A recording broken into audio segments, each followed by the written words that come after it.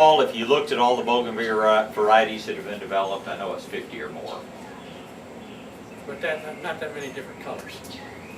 The colors range from white to a light pink to a very deep pink to an almost red, a rose red color.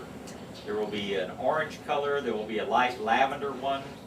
And one of the interesting new ones they call Surprise, and then a closely related one they call Vicky. They come out in different color every time they bloom. It's always a mixture of pink and white. But you'll have, these of course are not actually the flowers, these are just bracts. But you'll see a lot of them with 2 or 3 colors in one bract. And that's the single flower varieties. Now there are also double flowered bougainvilleas. And the little blooms are much fuller, much frillier. I'm not crazy about the double flowered types for one reason. The single flowered type, when the bloom fades, it falls off. The double flowered types stay on the plant. And when they finish flowering, they're absolutely ugly. They're just covered with brown dead flowers all over. And they're not going to fall off until you go in and trim them out. And so to me, a double bougainvillea is a lot more work if you really want to keep it looking nice. But again, some people like them, they're unusual. So then add another, 5 or 6 colors in the double flower types. But they're more every year. There is a nursery over in Alabama, the Hatton, H-A-T-T-E-N nursery, that really is specializing in developing new bougainvilleas. They were one of the first to come out with the day-neutral ones. The Juanita Hatton was probably the original day-neutral bougainvillea. So you're going to see more and more of them all the time. Neat plants. Not for people in a little condo without any room to grow one, though, unless you're going to prune on it all the time. Anything else about bougainvilleas? Well, do you have any advice about getting it to work its way through the railing of this outside stairway? Tie it up.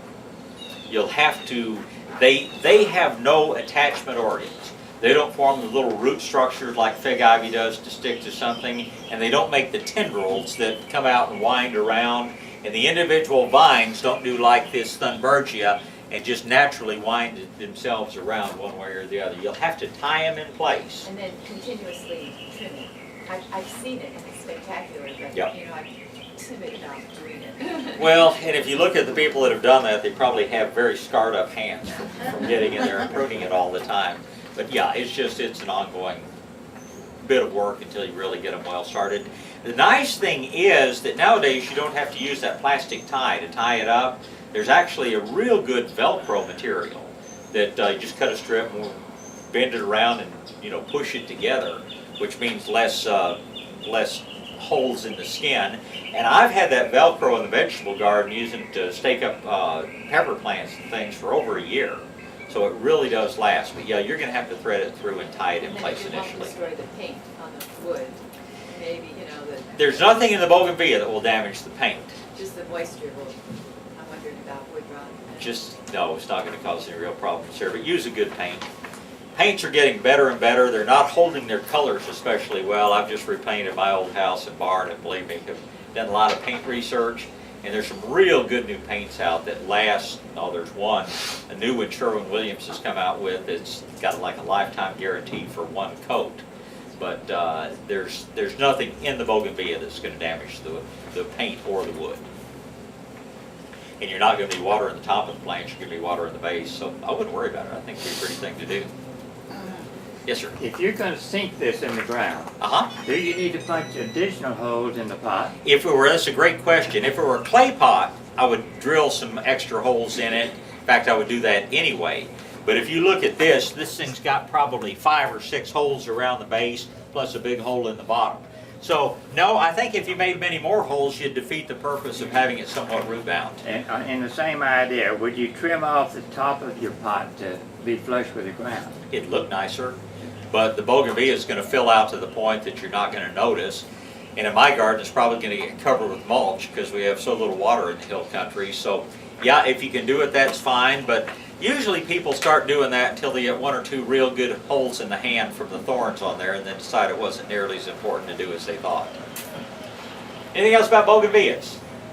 Yes? How far in the ground did you say to plant that pot? You wanted to put it in the pot? I just sink it down to where you don't see very much of the pot. Oh, okay. Thanks.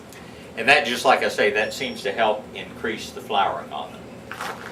That's what it is. Okay, probably the second most popular of tropical plants is going to be the hibiscus family of one sort or another.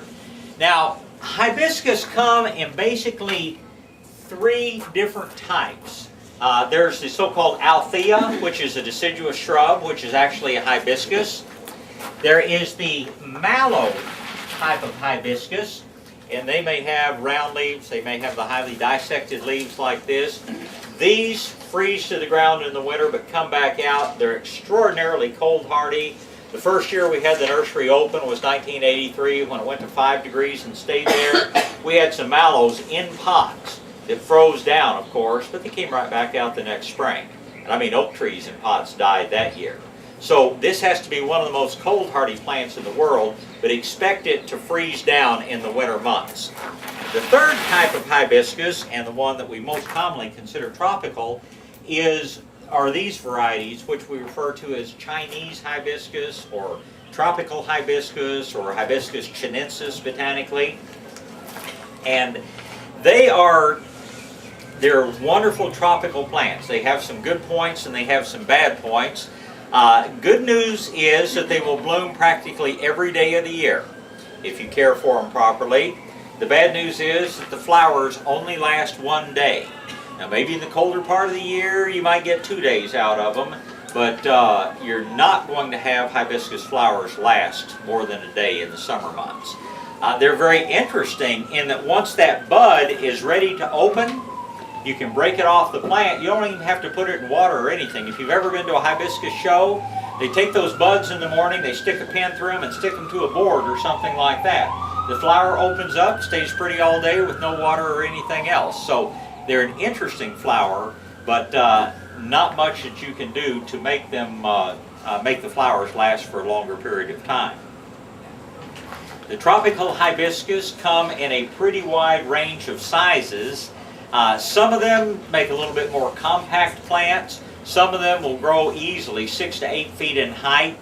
We occasionally, not as much as we once did, but we used to get all the time something that was referred to as a dwarfed, D-W-A-R-F-E-D, dwarfed hibiscus, that were treated with a growth retardant that kept the plant small for about 18 months, but still gave you the great big flowers. Why they're not producing as many of these anymore, I'm not sure.